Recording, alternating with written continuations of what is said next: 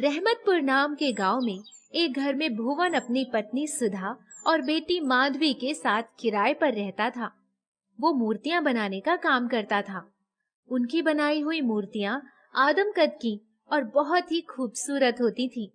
उसे बेचकर जो कुछ भी मिलता उसी से उसका गुजर बसर हो जाता। पूरा परिवार मूर्तियां बनाने में लगा रहता। सुधा को हमेशा माधवी के विवाह की चिंता सताती रहती। कई बार बात चली, पर दहेज को लेकर बात नहीं बन पाई। इतनी खूबसूरत है हमारी बिटिया, पर पता नहीं कब इसके नसीब में विवाह का योग है। हम इतना दहेज कहाँ से लाएंगे? कुछ ही महीने के बाद सुधा 2-3 दिन की बीमारी के बाद ही चल बसी। भुवन और माधवी का काम करने का उत्साह ठंडा पड़ गया। कई महीने गुजरने के बाद भुवन ने अपने बेटी से कहा, हम कब तक हाथ पर हाथ धरे बैठे रहेंगे? कुछ तो करना ही होगा। माधवी, आज तुम मेरे सामने बैठो, मैं तुम्हारी मूर्ति बनाता हूँ। बाबूजी, माँ तो कहती थी मूर्ति उनकी बनाई जाती है जो इस दुनिया में नहीं रहते। अरे नहीं, तुम्हारी माँ को मैं जब भी बैठने को कहता था तो वो इसी बहाने बात को टाल दिया करती थी। एक बार मैंने उसकी मूर्ति बनाने की कोशिश की थी, पर वो आधे में ही उठकर चली गई। तब से मैंने उसको कहा ही नहीं। बाबूजी, वो अधूरी मूर्ति कहाँ है? चल, तुझे दिखाता हूँ। दोनों एक हालनुमा कमरे में गए। भुवन ने कपड़े से ढकी मूर्ति पर से कपड़ा हटाते हुए कहा, ले देख। माधवी वो मूर्ति देखते ही रह गई। वो इतनी खूबसूरत थी कि उसकी आंखें वहां से हट ही नहीं रही थी। बाबूजी, चलिए इसमें रंग भरते हैं, इसके बाद आप मेरी मूर्ति बना लीजिएगा। दोनों ने मिलकर मूर्ति में रंग भरना शुरू किया। जैसे ही उस मूर्ति के वस्त्रों और आभूषणों में रंग भरा, वो मूर्ति एकदम साकार हो उठी और ऐसा लगा जैसे वो बोल पड़ेगी। माँ के गले में पड़ी सुनहरी माला देखकर माधवी बोली, बाबूजी, माँ की यह सुनहरी माला मैं पहन लूं? वो सोने की थोड़ी है, ये तो मूर्ति के ऊपर मैंने ही डाल दी थी, क्योंकि तेरी माँ को सोने की मोतियों वाली माला की बहुत इच्छा थी। एक बार जब मैं मूर्तियां बेचने गया था तो तब एक गरीब बुढ़िया पर तरस खाकर खरीद लिया था, लेकिन तेरी माँ इसे सोने से भी ज्यादा संभाल कर रखती थी।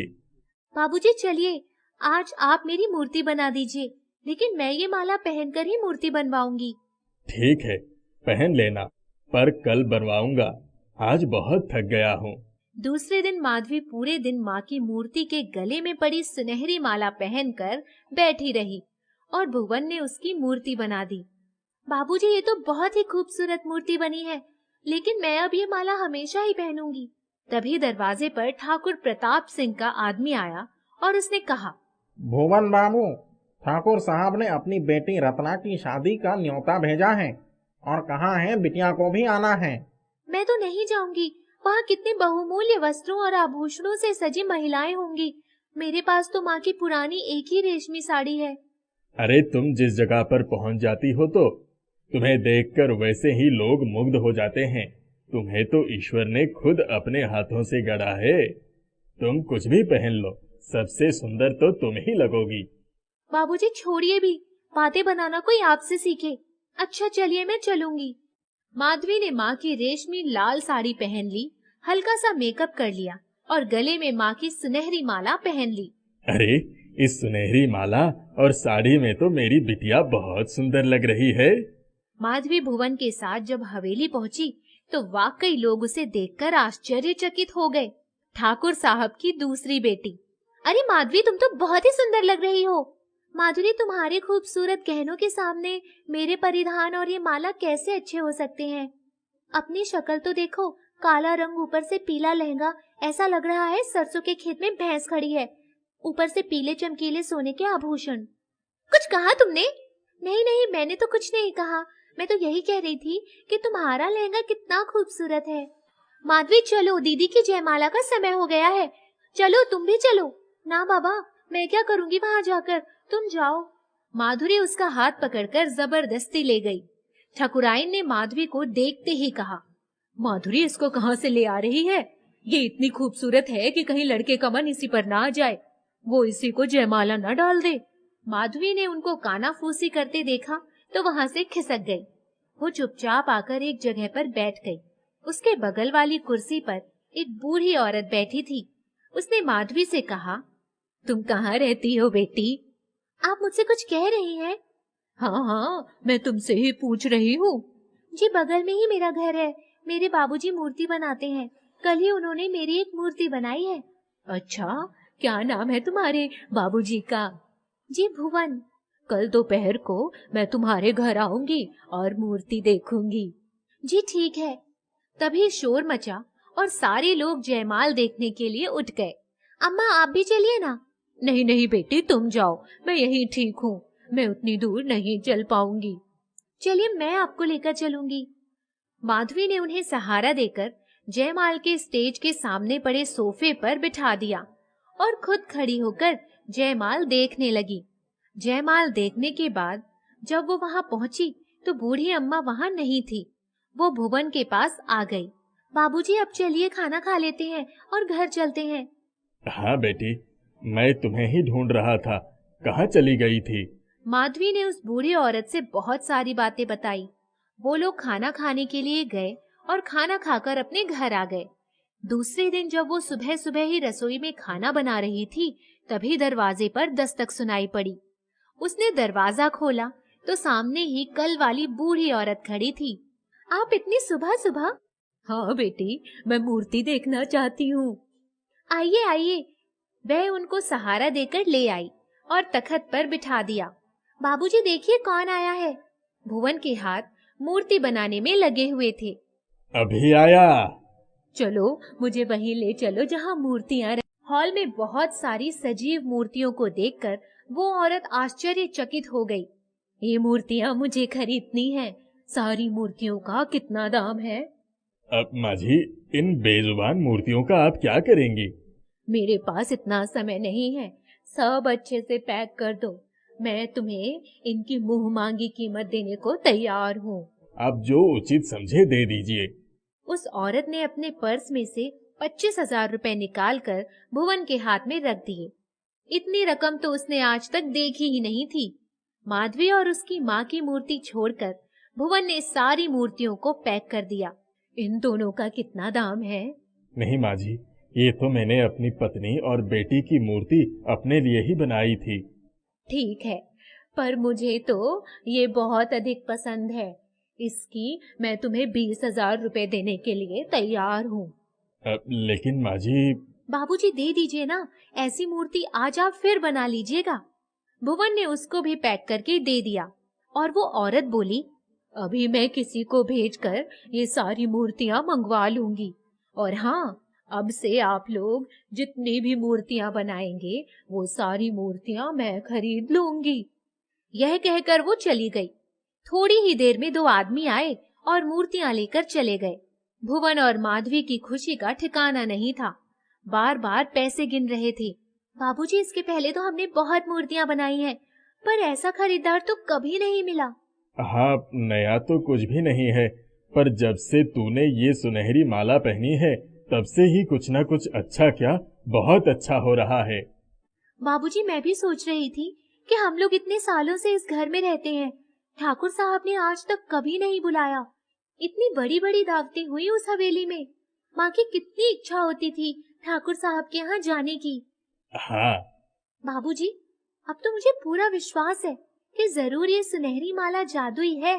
आप कहाँ से लाए थे?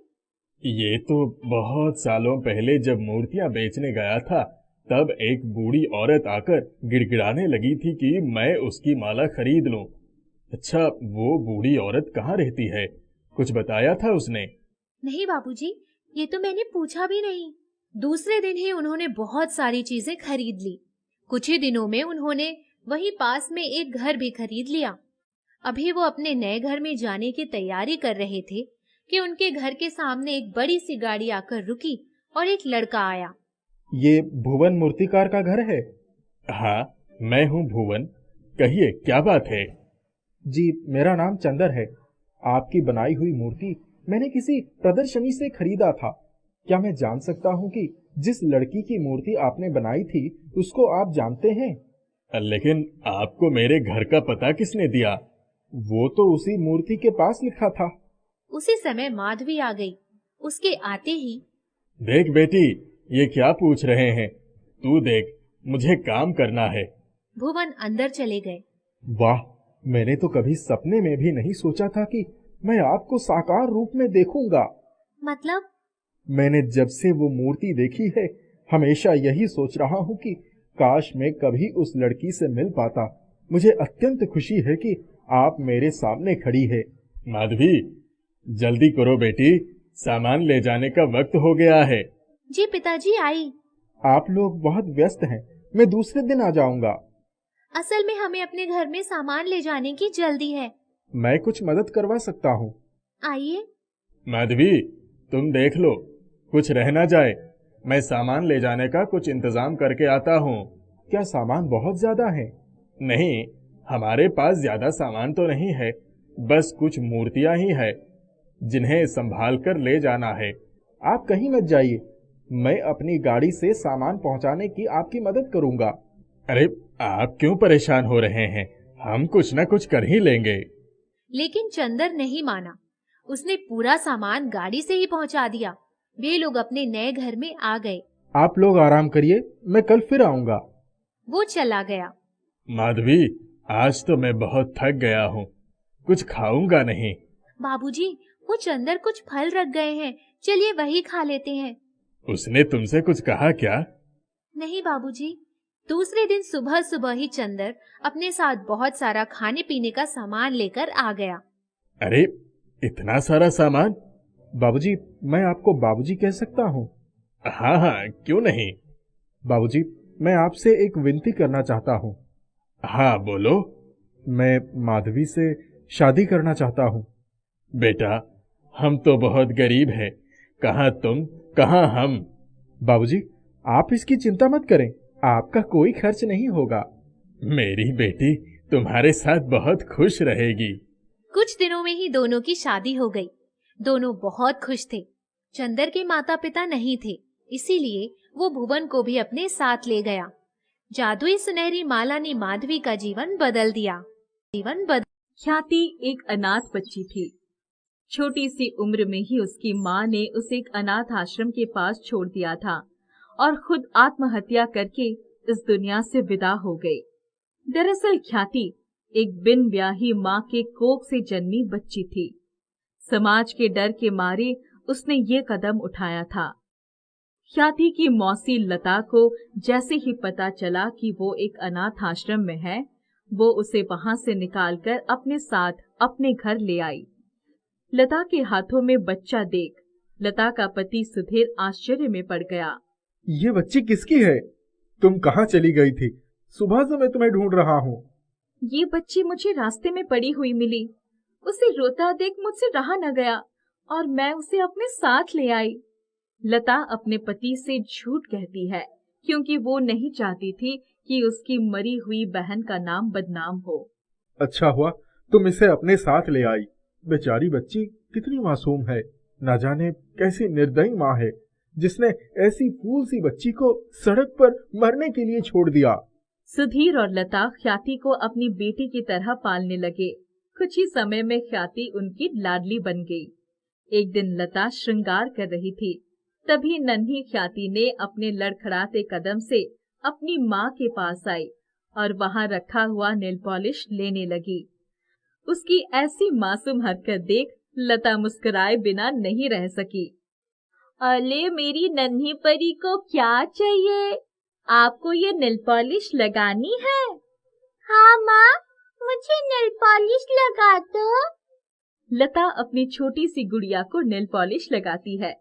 अपनी माँ को देखकर ख्याति को भी मेकअप और नेल पॉलिश से लगाव हो गया था।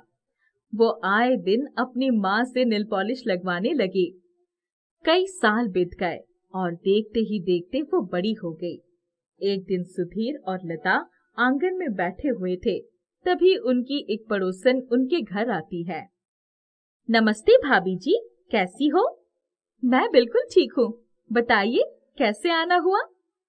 अरे भाभी जी, आपकी बेटी के लिए मेरे पास एक बहुत ही बढ़िया रिश्ता आया है। आप कहो तो बात आगे बढ़ाओ। लड़का बहुत ही बड़ा खानदान से है। आपकी बेटी राज करेगी, राज। लता और सुधीर रिश्ते की खबर सुनकर खुश हो जाते हैं। तभी सुधीर पड़ोसन से कहता है, अरे भाभी, अगर आप लड़के और उसके परिवार को जानते हैं तो इससे अच्छी बात और क्या हो सकता है। हमें शादी से कोई आपत्ति नहीं है, लेकिन पहले मैं अपनी बेटी ख्याति से इस बारे में बात कर लूं। उसे कोई आपत्ति तो नहीं है तो हम उसकी शादी करवा देंगे। सुधीर और लता अपनी बिटिया ख्याति को रिश्ते की बात बताते हैं। ख्याति अपनी माता पिता की हर बात मानती थी। आप लोग तो जानते ही हो कि मैं आपकी कोई भी बात को नहीं टालूंगी। वैसे भी आज तक आप लोगों ने मेरे लिए जो कुछ भी निर्णय लिया है वो हमेशा सही ही रहा है। तो शादी जैसे महत्वपूर्ण निर्णय आपने कुछ सोच समझकर ही लिया होगा, इसलिए मुझे ये रिश्ता मंजूर है। हमें तुमसे यही आशा थी। अब जब तुम हाँ कह ही दिया है, हम बिना किसी देरी के लड़के और उसके परिवार से मिलकर तुम्हारी शादी तय कर देते हैं। आपकी खुशी में ही मेरी खुशी है पिताजी, जैसा आप ठीक समझे। सुधीर और लता लड़के वालों से मिलने उनके घर जाते हैं। वहां जाकर उन्हें लड़का और उनका परिवार दोनों ही बहुत पसंद आता है। वे तुरंत मुहूर्त निकालकर उनकी शादी पक्की कर देते हैं। कुछ दिनों बाद ख्याति की शादी हो जाती है।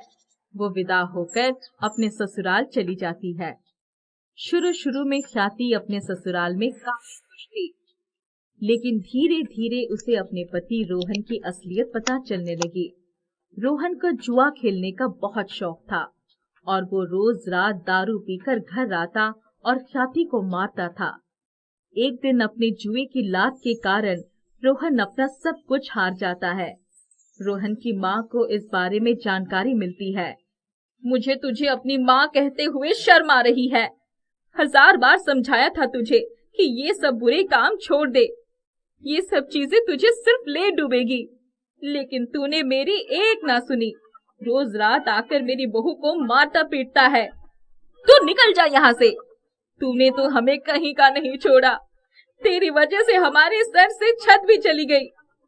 अब क्या हमें मार कर ही दम लेगा? मुझे माफ कर दो माँ, मैं नशे में था। मेरे दोस्त ने चालाकी से मुझसे मेरा सब कुछ छीन लिया। आज मेरी लत के कारण मैंने अपना सब कुछ गवा दिया। अब मैं आप लोगों को गवाना नहीं चाहता। मत रोइए, आपने जो कुछ भी किया वो सब नशे में किया। अब से आप कसम खाइए कि आप ये सब बुरी आदतें छोड़ देंगे और अपने काम में ध्यान लगाएंगे। आज हमारे सब कुछ छीन गया है, लेकिन हमें हार नहीं माननी चाहिए। हम फिर से सब कुछ हासिल कर लेंगे। जैसे तैसे रोहन रहने के लिए एक लकड़ी की झोपड़ी बनाता है। रहने को छत तो मिल गई, लेकिन घर में अन्न का एक दाना भी न था। ख्याति ने अपनी इस हालत के बारे में अपने माता पिता से कुछ भी नहीं बताया। रोहन काम की तलाश में दर बदर भटकने लगा। वो तलाश करते करते थका हारा एक कुएं के पास बैठ अपने आप को कोसने लगा। हे भगवान, ये मैंने क्या कर दिया? कहाँ मैं एक आलीशान घर में रहता था और कहाँ आज एक झोपड़ी में रह रहा हूँ। आज मेरी वजह से मेरी माँ और पत्नी को भी कष्ट उठाना पड़ रहा है। हम अपना पेट काट काट कर अपना जीवन व्यतीत कर रहे हैं। मेरे जैसा नालायक पति और बेटा भगवान किसी को ना दे। रोहन बहुत पछता रहा था। उसको रोता हुआ देखकर अचानक एक आवाज आती है। क्या हुआ बेटा, तुम इतना क्यों रो रहे हो? रोहन वहाँ देखने लगा। अरे यहाँ वहाँ क्या देख रहे हो? मैं तुम्हारे पीछे से बोल रहा हूँ। कौन है आप? आप मुझे दिखाई नहीं दे रहे हैं। जरा मेरे सामने तो आइए। अरे तुम जिसके पास में बैठे हो, मैं वहाँ से बोल रहा हूँ। रोहन पीछे देखता है तो उसे कुआं दिखाई देता है। यहाँ तो कोई नहीं है सिवाय एक कुएं के, और ये आवाज तो कुएं से ही आ रही है। सही पकड़े, मैं कुआं ही बोल रहा हूँ। मैं एक जादुई नेल पॉलिश कुआं हूँ। मैंने तुम्हें रोता हुआ देखा तो सोचा कि तुमसे इसका कारण पूछ लूं। रोहन जादुई नेल पॉलिश कुएं को सब कुछ बता देता है। सारी बात सुनकर पहले तो जादुई नेल पॉलिश कुएं को बहुत गुस्सा आया। फिर उसने रोहन का पछतावा देख उसकी मदद करने की सोचने लगा। तुमने अब तक बड़ी गलतियां की है, लेकिन तुम्हारी धर्मपत्नी का पुण्य तुम्हें बचाने के लिए तुम्हारे आगे खड़ा है, इसीलिए मैं तुम्हारी मदद कर सकता हूँ। मेरी कुछ शर्त है। मेरी मदद से तुम्हें जो भी लाभ होगा उसे तुम गरीबों में भी बांटोगे और उनकी मदद करोगे। तुम सही राह पर चलोगे तो हमेशा सफल रहोगे। हाँ, मैं आपकी सारी बात मानूंगा और गरीबों की मदद करूंगा। तो ठीक है, मुझ में से तुम एक नेल पॉलिश निकाल लो और उसे अपनी नेक धर्मपत्नी के उंगलियों में लगा दो, फिर देखना चमत्कार।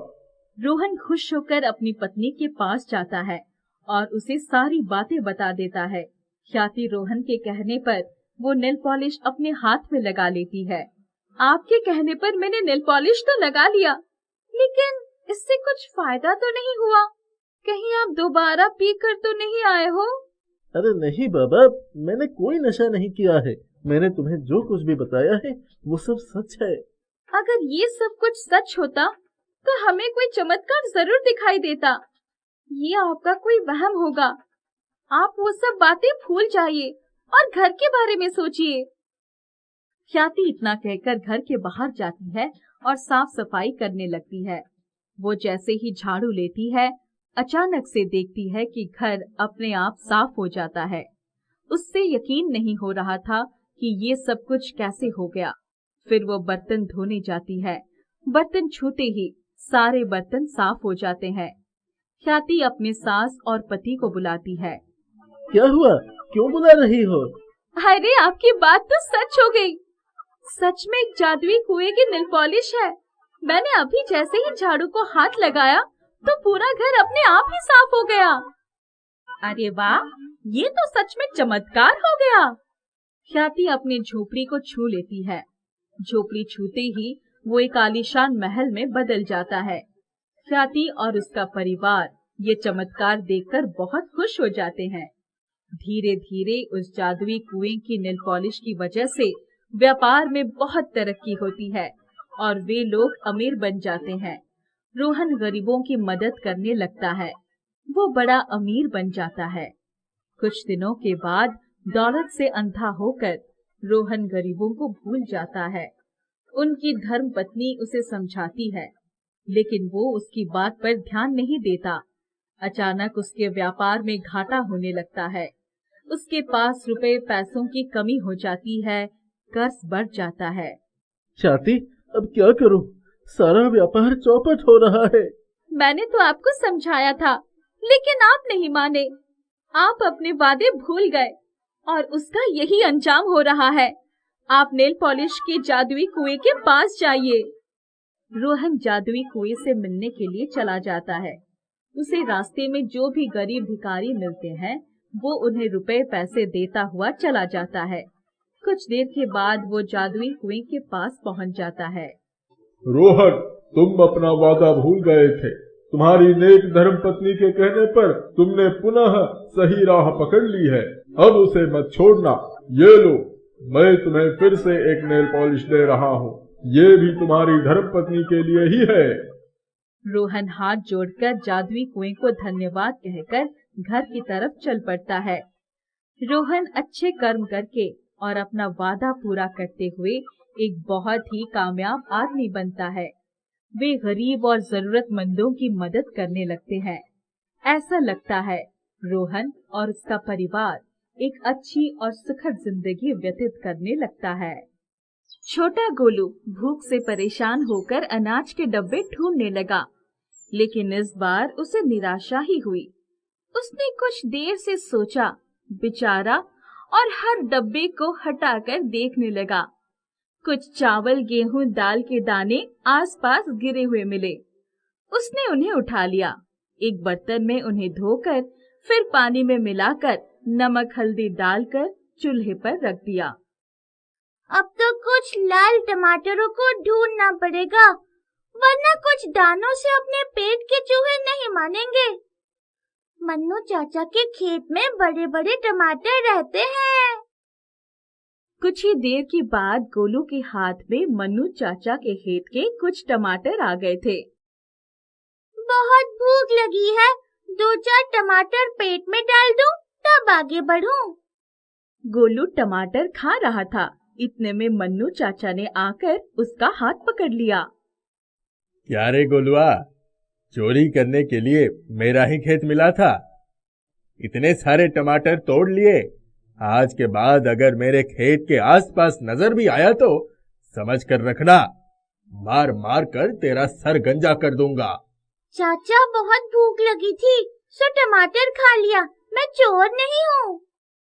दूसरों की चीज बिना पूछे ले लेना चोरी नहीं तो क्या धर्म कर्म कहलाता है। तुझसे तो वो भिखारी अच्छे हैं जो चोरी नहीं करके भले मांग कर खाते हैं।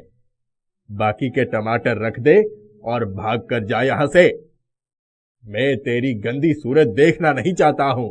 गोलू अपमान का घूंट पीकर चुपचाप वहां से चल पड़ा। वो अपने आप को आज बहुत छोटा महसूस कर रहा था। पेट की भूख के लिए इतनी बेइज्जती होगी उसने सोचा भी नहीं था। वो रुआंसा हो गया था। क्या करूं? कहाँ जाऊं? कोई काम भी नहीं मिलता। बचपन से ही धुतकार और गालियां ही तो मिली है। कोई रिश्तेदार भी मेरी मदद करने नहीं आता। इस जिंदगी से अच्छा होता कि मैं भी माँ बाबूजी के साथ ही मर गया होता। इस जिल्लत की जिंदगी से तो मौत बहुत अच्छी है। गोलू घर पहुंचा और उसे चूल्हे पर जलने की बू आई। अरे बाप रे, जो था वो भी गया। कुछ दाने थे वो भी खाने के काम नहीं आए। बाप रे, सब के सब जल गए। उतार कर देखता हूँ कुछ तो बचा होगा। अरे हाँ, ऊपर के थोड़े दाने बच गए हैं। मेरी गलती से सब हुआ है। भूख का मारा गोलू बेचारा उन जले हुए दाने को खाने पर मजबूर हो गया। वह उस जले हुए खाने को मुंह बनाकर खाता चला। मुंह कड़वा हो गया, लेकिन पेट को थोड़ी राहत मिली है। जिंदगी में भी बड़ी कड़वाहट है, लेकिन उसका सामना तो करना ही पड़ता है। मैं इस कड़वाहट और संघर्ष का सामना करूंगा, लेकिन चोरी नहीं करूंगा, गलत कदम नहीं उठाऊंगा। देखना है जिंदगी कितनी इम्तिहान लेती है। आज उसे अपने माँ और बाबूजी की बहुत याद आ रही थी। कुछ देर बैठकर वो कुछ सोचता रहा। फिर पेट की भूख ने उसे बैठने नहीं दिया। वो अपनी झोपड़ी से बाहर निकला, जंगल की तरफ चल पड़ा। उसे कहाँ जाना था यह वो नहीं जानता था, फिर भी वो चलता चला गया। बहुत दूर चलते चलते उसे एक गुच्छेदार फलों का पेड़ दिखाई पड़ा।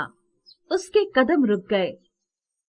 ऊपर वाले का शुक्र है, ये जंगल है, यहाँ के फलों का स्वाद चख ही सकता हूँ।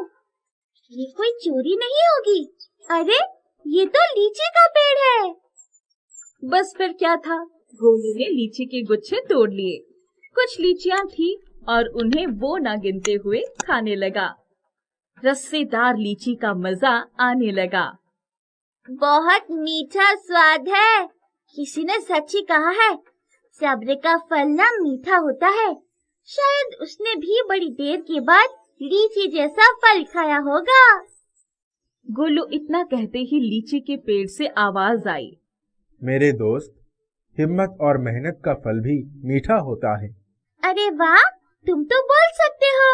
मेरी समझ में ये नहीं आया कि किस क्षेत्र में मेहनत करूं, क्या करूं, क्या ना करूं।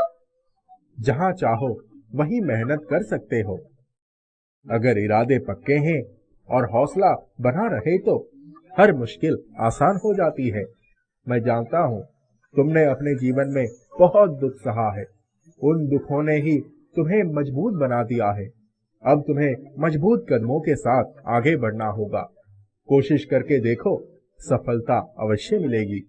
आसपास नजर दौड़ाओ, रास्ता खुद ब खुद मिल जाएगा।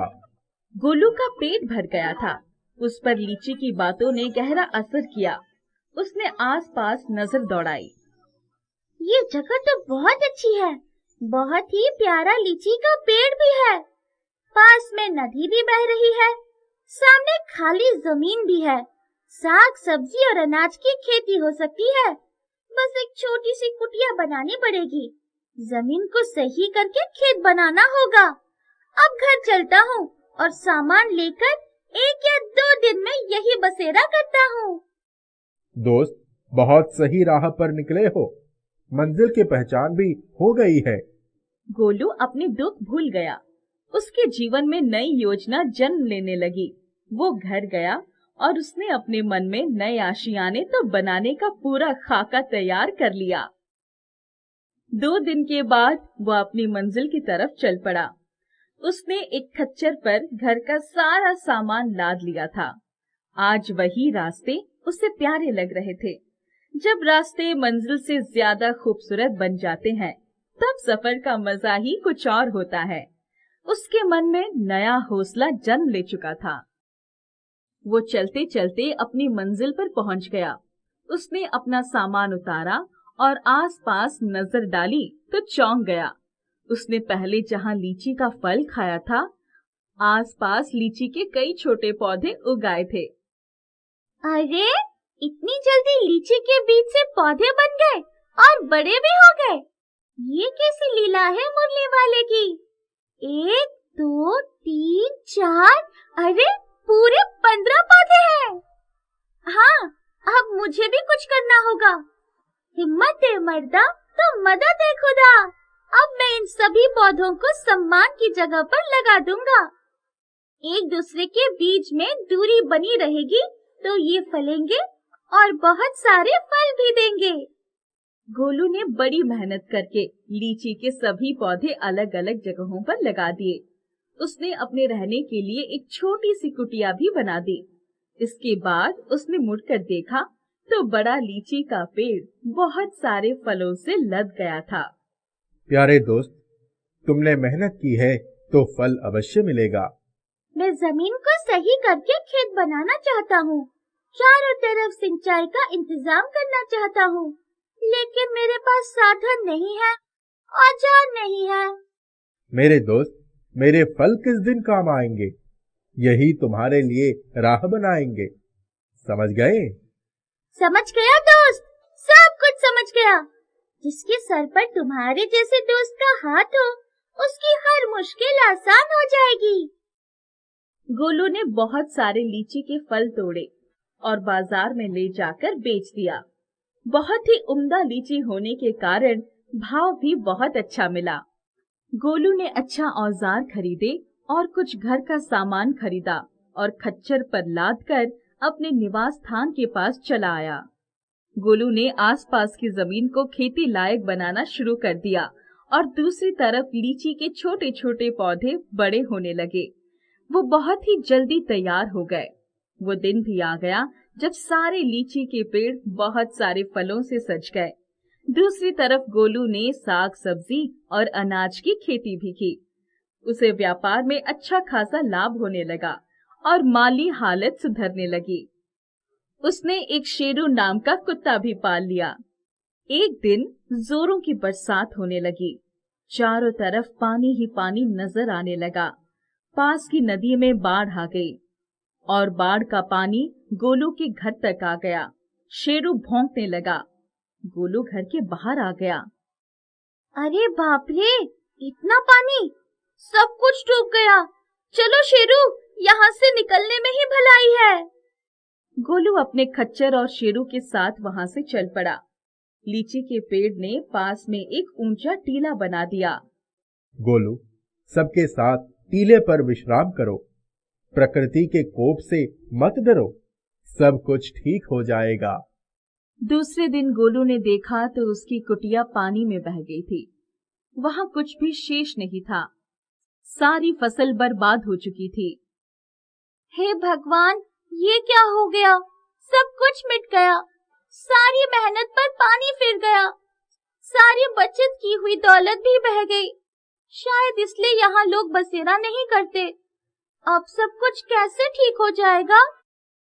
गोलू ने लीची के पेड़ की तरफ आशा भरी दृष्टि से देखा। वहां से रोशनी आई। दूसरे ही पल गोलू के लिए एक शानदार घर तैयार हो गया। शेरू आसपास दिखाई नहीं पड़ रहा था। शेरू, कहाँ चले गए? अब तो घर भी बन गया। इतने में गोलू ने शेरू को अपने मुंह में एक पोटली लटकाए आते हुए देखा। गोलू ने दौड़कर वो पोटली ले ली उसकी बचत की सारी कमाई उस पोटली में ही तो थी। वाह मेरे शेरू, तुमने तो कमाल कर दिया, फिर से माला माल कर दिया। मेरे दोस्त गोलू, चारों तरफ नजर दौड़ाओ और लीची के फलों को बाजार पहुंचाओ। बड़े व्यापारी तुम्हारा रास्ता देख रहे हैं। गोलू ने देखा सामने व्यापारी गाड़ी लेकर लीची लेने के लिए और पैसे देने के लिए खड़े हो गए हैं।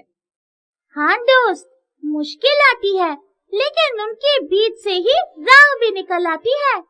तुम्हारे कड़े संघर्ष के छालों ने ही तुम्हें बुलंदी पर पहुंचाने की राह बनाई है। गोलू दौड़ता हुआ गया और प्यार से लीची के पेड़ से लिपट